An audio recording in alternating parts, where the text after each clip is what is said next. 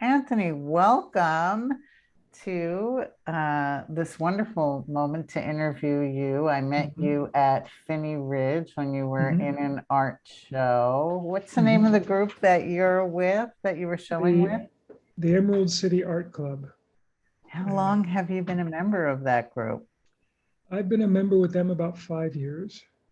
Yeah. Okay. hmm So I understand that you're also a lawyer and a judge.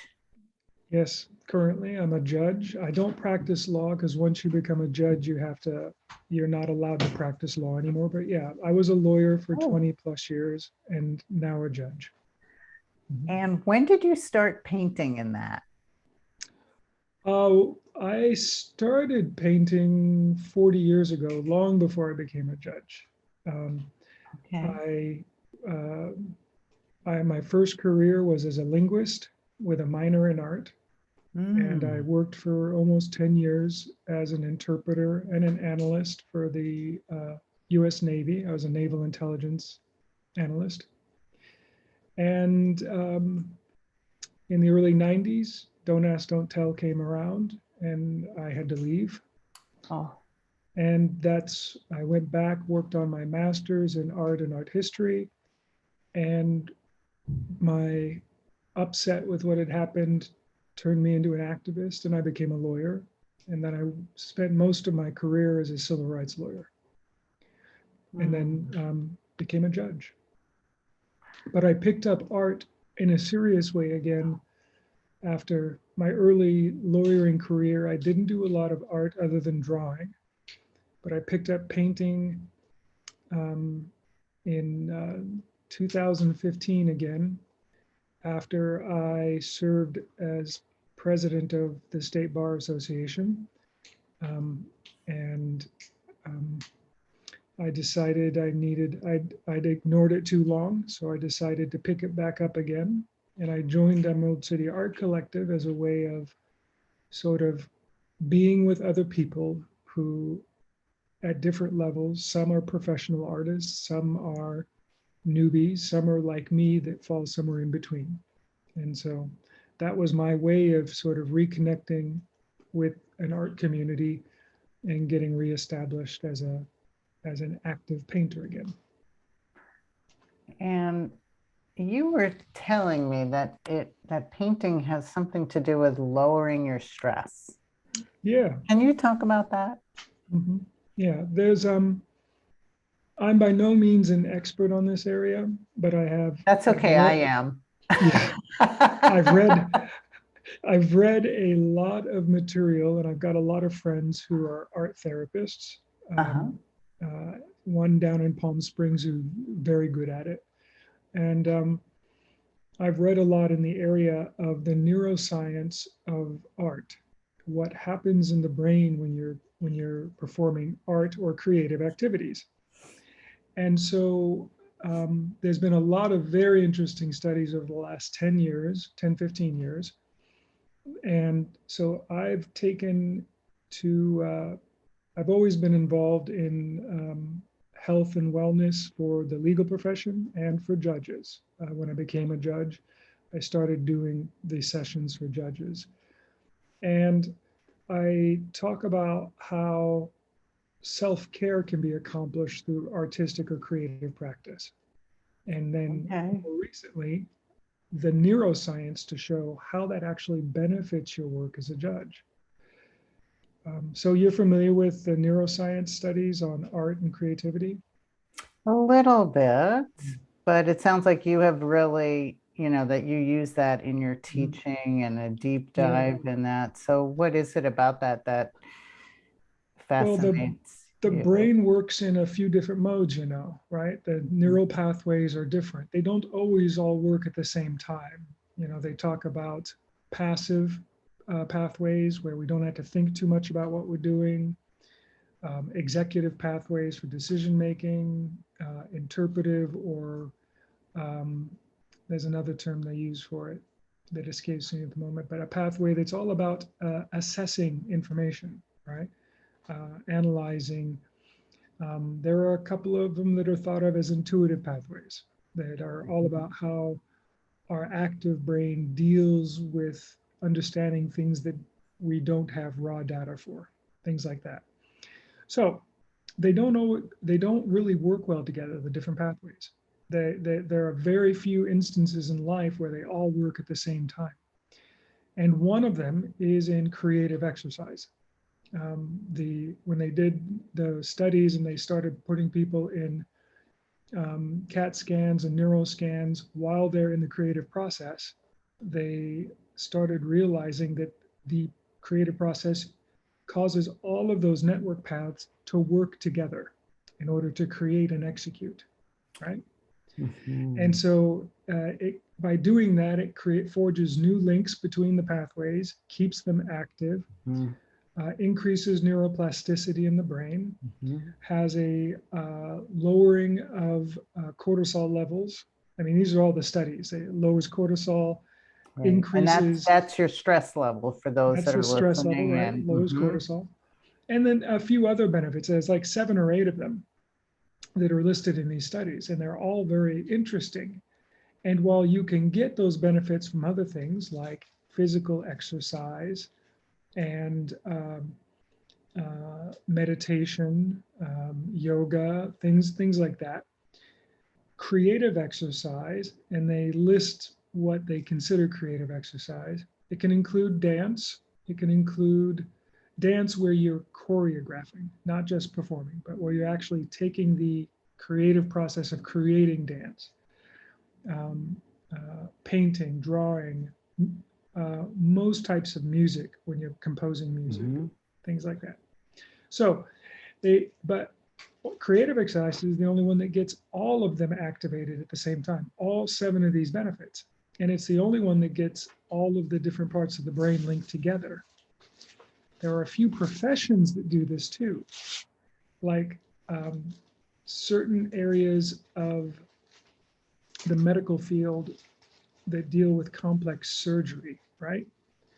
They are known to have active in multiple levels at once for what they do, like neurosurgeons, because it's such a complex process.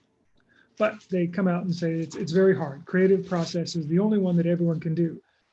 And my favorite study was one up in Chicago about 4 years ago. The results are talent is irrelevant. The talent at the creative pursuit is irrelevant to the benefit you get from it. They did a study with people who were artists and non-artists, people who claimed to have no talent and objectively, according to the authors, had no talent. But they said that the neurological benefits of 15 to 20 minutes of creative exercise every day created these benefits, whether they had the talent or not. They said the person could be doodling on a napkin and they would still get the benefit. And so I used that recently for a presentation I gave to a group of judges, a lunchtime. I called it my TED Talk version, a lunchtime presentation, and it was well received. And they're discussing having me redo it at the spring seminar next year for all the judges in the state. So. That is so great. And do you show them your art when you talk and share and tell a bit about your creative process? And I love that you're teaching other judges and lawyers about stress reduction and about what helps. What kind of stress is typical in your profession? Well, for judges, the 2 most common forms of stress is that you're dealing with contentious people all day, right? And you're in psychology, right? Yes. Yeah. All right. I think I remember that because my twin brother was a psychologist. Right, and we had talked about him. Yeah. And so when you're dealing with people it's a net confrontational adversarial process. Being the observer and referee in that setting, that's the judge is it, you can take away a lot of picked up emotional stress from the parties, from the council. Yeah. So part of it is differentiating the stress of constantly differentiating between um, stress and anxiety caused by your own experiences versus the baggage you pick up from working with other people who are under stress. This is such an important point because also as a therapist, sometimes I work with people that are very distressed, and I really teach on the subject of boundaries and overwhelm recovery for people in their work. But what you're talking about is also brain waves, where when you're working with very highly distressed people, you can feel, our brains can feel the brains of the other people in the room with us. And so, even if you have really good boundaries, and even if you are trying not to absorb in what is happening around you from other people's stress, the truth is our brain waves are very vulnerable, and we are picking it up and feeling it. And so my practice is to always be sure that I have really grounded and centered myself, and that my brain waves feel really good before I walk into a room to do therapy with anybody, because I know that no matter what we're doing, they're also feeling the content of my calm or lack thereof. And that is really helpful to hear about this very particular stress in your profession. Well, and to be clear, I think one of the reasons that we learn and are trained to adopt particular demeanors in court, to where I work very hard to remain calm by appearance, to be centered. I'm soft-spoken. They know that if I raise my voice, somebody's crossed the line. And so as to be the calm person in the room, right? And that helps with decision making. It's also hard to practice in reality when you've got A-type personality lawyers in conflict making argument, because they will push as far as they can. And sometimes they have a duty to do so. The second type of stress. Oh, that's very stressful. Okay, so what's the second type? The second type is decision fatigue, right? Yeah, so we get that in lots of professions too. Yeah, so we, the stress of being the person who has to make rulings all day. All day long. All day long. And I mean, I have calendars for 2.5 to 3 hours in the morning, 3 to 4 hours in the afternoon. And I might have committee meetings at lunch. And, you know, the difficult, and then that doesn't count trial time when you're in trial. You have to be listening, filtering, deciding, making decisions on a case-by-case basis for hours a day. Sometimes, it's often, other judges will joke about it, I've experienced it, you sometimes make so many decisions in a day and you're so burned out by it that you get home and you don't even want to decide what to make for dinner. Exactly. You don't even want to decide what kind of tea you want to drink, because you're like, I just can't make one more decision. Yeah. So I'm sorry, I just mentioned that. My husband just scoffed at me because I rarely make decisions about dinner. He'll prepare it. He's saying, like, don't talk about that. Yeah, but it's just an example. I get it. I get it. We're good. We're good. I don't care if you cook or don't cook. It's the idea of when you make decisions all day, you do get decision fatigue. And so how much do you paint? How often? It's a daily or a weekly practice. What are you doing? Painting is usually a weekly practice because I have to do it on the weekends usually. I maintain a small studio outside of our apartment, and our kids are grown and out of the house, so we've moved back, downsized to a small apartment. So I don't have my studio in my living area anymore. So I go down there to do it. When I need to exercise some of that and I'm at work, I have a couple of apps on my iPad where I don't do painting, but I'll use it to think about painting projects that I'm working on, right? I'll do the sort of browsing and fundamental structures of the painting in my iPad. I also have an app on there that lets me browse and sample colors from famous paintings, and it'll, if I plop on it and I say, oh, I really like that color, I can pick it out on the pixel, and then the program will tell me exactly what the paint mix is for that color. Yeah, and so it gives you a way to take a little mental break during the day and to really switch gears and activate a different part of your mind. And at the same time, even if you're not painting the painting, you're just taking a mental break with it and going into your own little world. And that probably restores and refreshes you quite a bit before the next thing happens. And I've taught that class with another colleague, a judicial colleague from Spokane, who has an art and creative process as well. So it's fun to say I'm not the only one in the state. Yeah, but it's great to hear, because I think that people listening are often wondering what it really takes to develop a practice. And I say to people, when they're starting out, they often don't feel all the benefits of something, but with art, it is kind of immediate. So you can feel it pretty quickly, but oftentimes stress reduction is a build-up process where once you have a certain amount of time invested in that process, then you start to get the benefits. And even if you're using meditation, it could take 2 to 3 months before you're starting to really feel the benefits of it.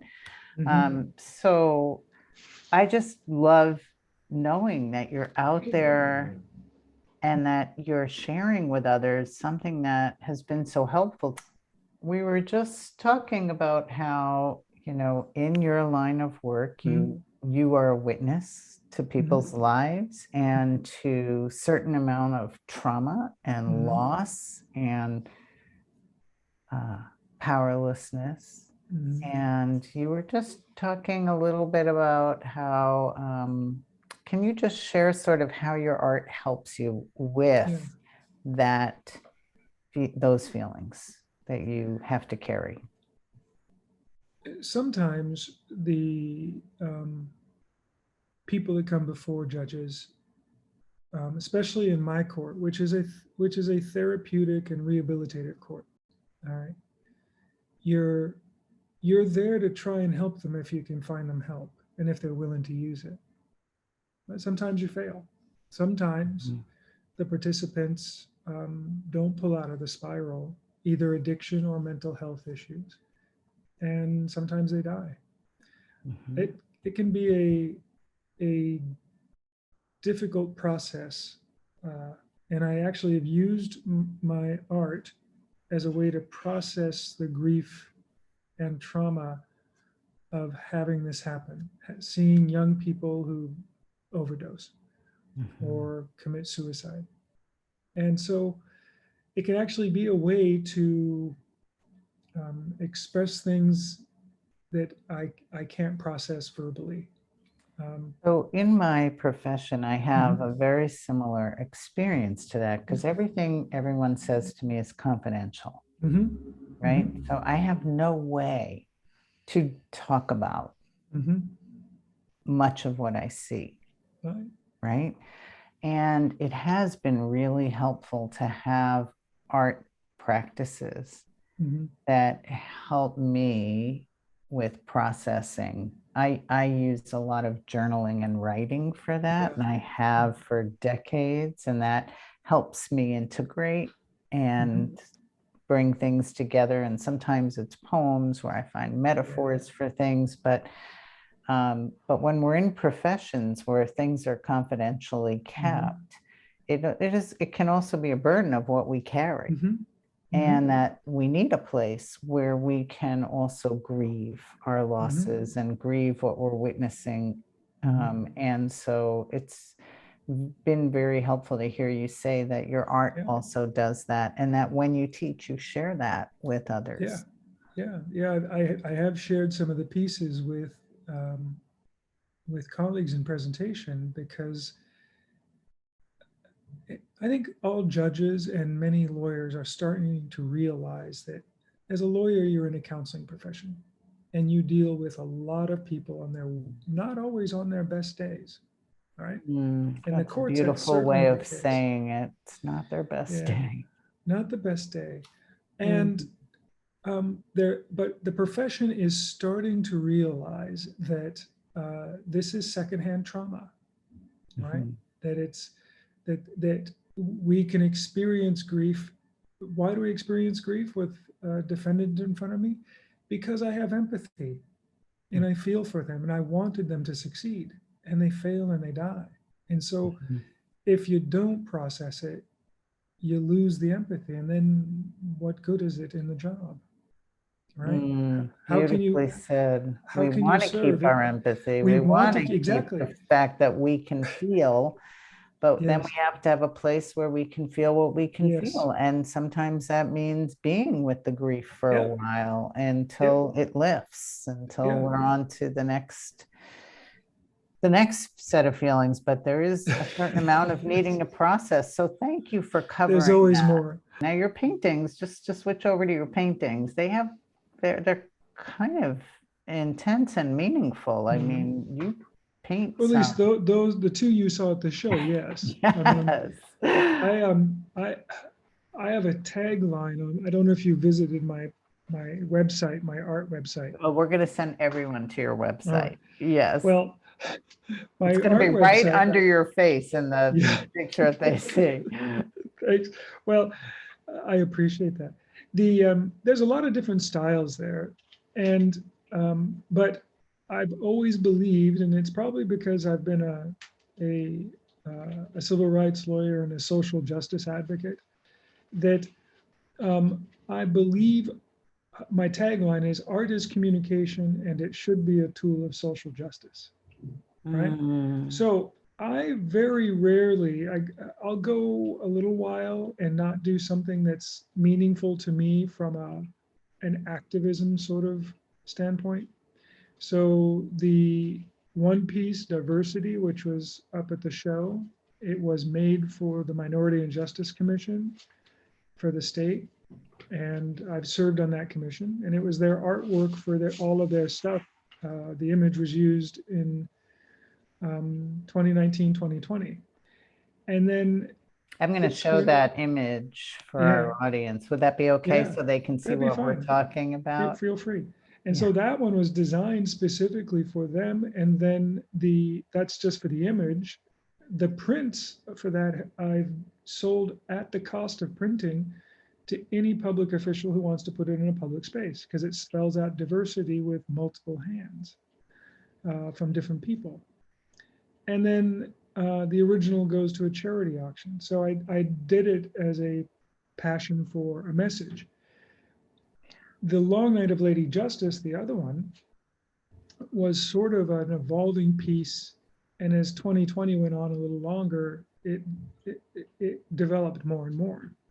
But it's all about equal justice. She's working on a list of the barriers to equal justice, and that's why she's upset sitting there. And done in a classical style. But the basic structure, I started off with the idea of the piece as a basic structure based on Caravaggio's The Passion of St. Jerome. The whole structure of that painting, where she's sitting, how the light plays, the skull sitting on the table, those are all like Caravaggio-esque in that Renaissance style. But when I started thinking about the theme and I saw what was there, I said, no, the theme's got to be about social justice. And I intentionally made her a Latino woman, all about social justice issues, famous cases, or sitting as scrolls and books on the floor. So it's designed for a particular message about the state of equal justice. And Which you It's a have very also personal been piece. spending your life in. Yeah, and it's also a very personal piece. And that one, although people have bought some of the prints, the original is never going to be for sale. It sits in my chambers in my court. So it came out for the show because the organizer of the show wanted me to put the piece in the show. And so I said, sure. So, but I do a couple of those every year or two.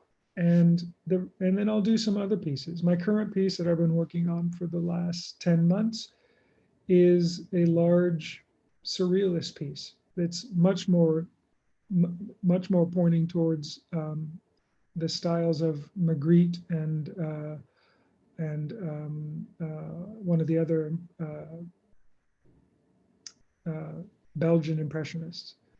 I think it's really interesting when people are seeped in a very particular field and then they are expressing something very emotional and deep and truthful about it in their art or in their writing or in their music in some way, but they're also seeped in it in the world in some way. I was so moved by looking at your art. Thank you. I'm so touched to get to share your work with more people who are not judges and lawyers, but who could also be very, very moved by your work and will certainly relate to the social justice work that you have stood for and where you can make a difference with that. And I just love that you're turning around and sharing with others how this practice of painting also lowers stress. And, well, I get that you really share the research with people so that they get bought in to we're trying to sell them on this is very good for you. Well, the neuroscience part and the studies are great when you're convincing lawyers and judges about its efficacy because they're data-driven people. Scientists and psychologists, they're also pretty much data-driven people. They want to see, is this really working? Do you have evidence for that?